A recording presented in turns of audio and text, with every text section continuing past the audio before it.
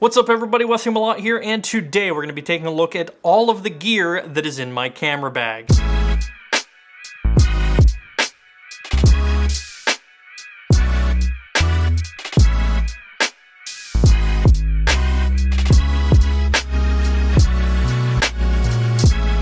Starting with the bag here, this is the Canon Deluxe 200 EG. It's nothing super fashionable or particularly exciting, but it's affordable, reliable, and most importantly, it carries your shit.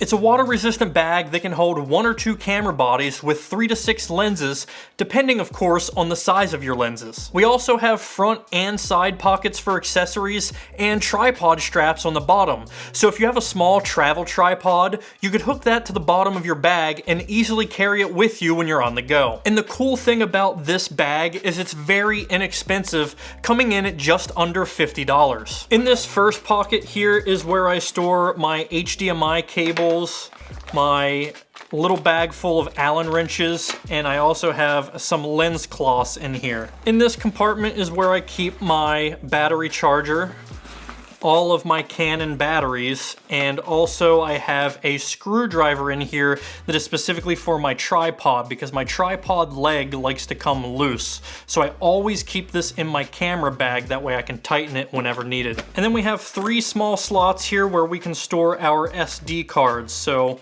pretty cool little compartment here. Now in the main compartment here is where we store all of our fun stuff like our lenses, camera body, and drone. So in my bag we have the Canon R6, which is not my main camera, but it's the camera that I carry with me when I travel, do YouTube videos, or shoot behind the scenes videos. My main camera is the Blackmagic Pocket 4K, but that whole setup requires me to carry a full suitcase of accessories to fully rig out the camera, which just isn't that practical when I'm only filming YouTube videos. If you're interested in my Pocket 4K setup, check out the video we did on it last year in the corner above. But the R6 is a much more practical camera for YouTubing because it's lightweight, has in-body image stabilization, full frame 4K at up to 60 frames per second, and C-Log, so we're getting a nice flat image that we can color grade later. Yes, the camera does have its cons, but we'll get into that in a more in-depth review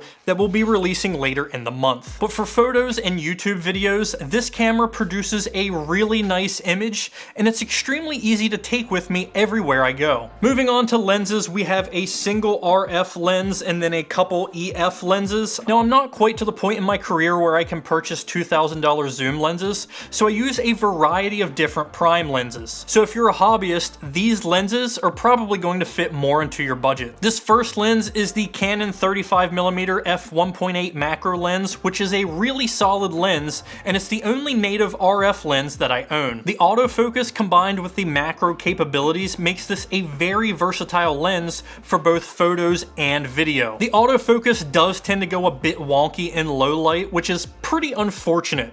I'm not too sure if that's a camera or a lens flaw. Other R6 shooters have told me that it's not the camera, it's the lens, and that the big lenses like the 15 to 35 and the 28 to 70 do not have those issues on this camera. This lens does have lens stabilization too, so that combined with the camera's IBIS, we are able to get really smooth, gimbal-like shots just holding the camera with our hands. I do use a variety of EF mount lenses with the R6, but in order to use those, we have to use this RF to EF mount adapter that is made by Canon. With this adapter, you can just simply attach it to your camera's native mount and voila, your RF mount camera is now compatible with any EF mount lenses. So my EF lenses I have here are the 28mm, which is what I'm filming on right now on the Blackmagic Pocket 4K.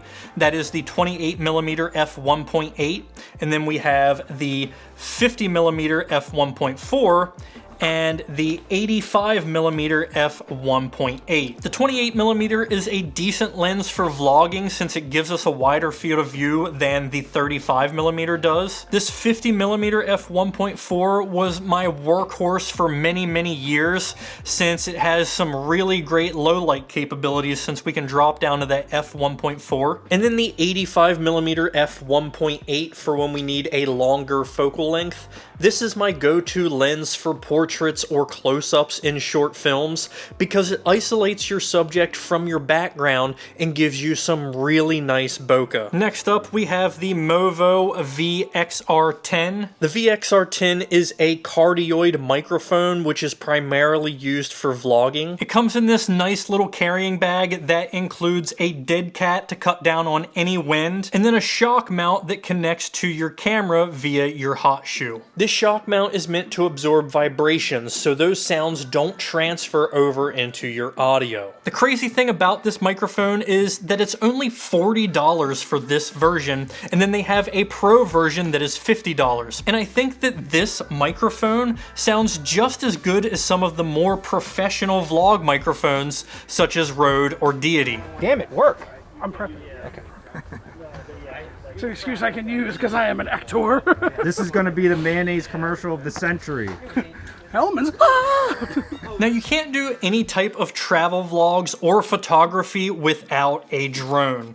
So here we have the new DJI Mini 2, which is a super small, lightweight drone that shoots 4K 60p footage at 100 megabits a second. And to fly the Mini 2, we of course need a controller and also some batteries.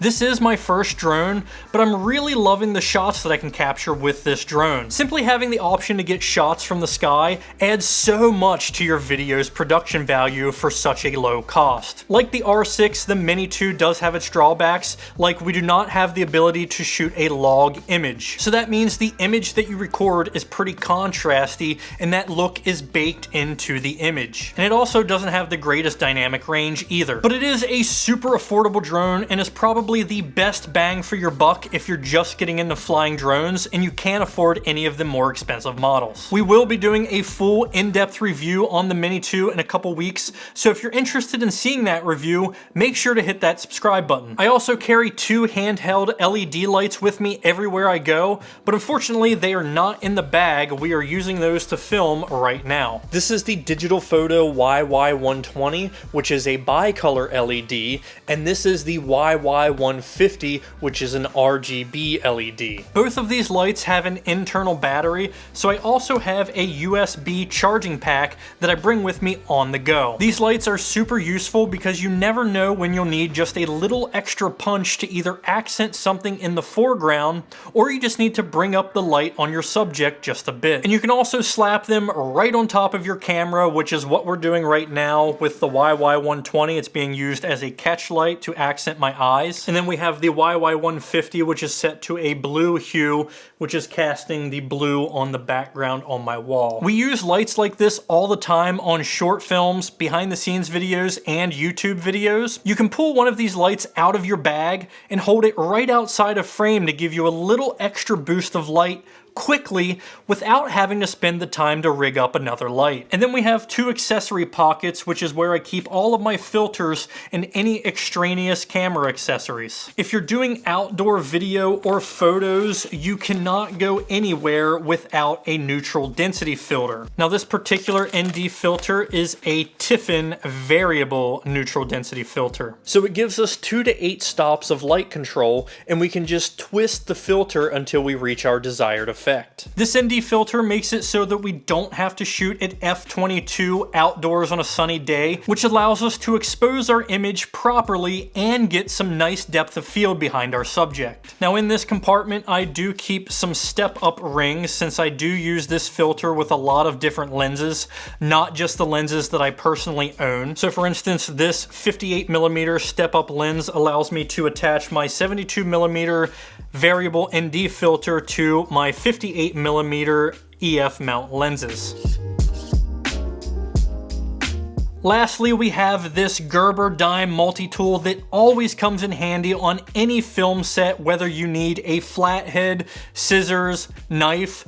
This thing has 12 different tools and it's keychain size. So it is small, but it's always super useful. And this multi-tool is only $18. So if you don't have one of these, you need one. And that's pretty much it. Not a ton of extra accessories or anything, just kind of the bare essentials for shooting videos on the fly. But that is gonna do it for today's video. If you enjoyed it, please like it, share it, subscribe to the channel, drop a comment below, and we'll see you next week for another episode of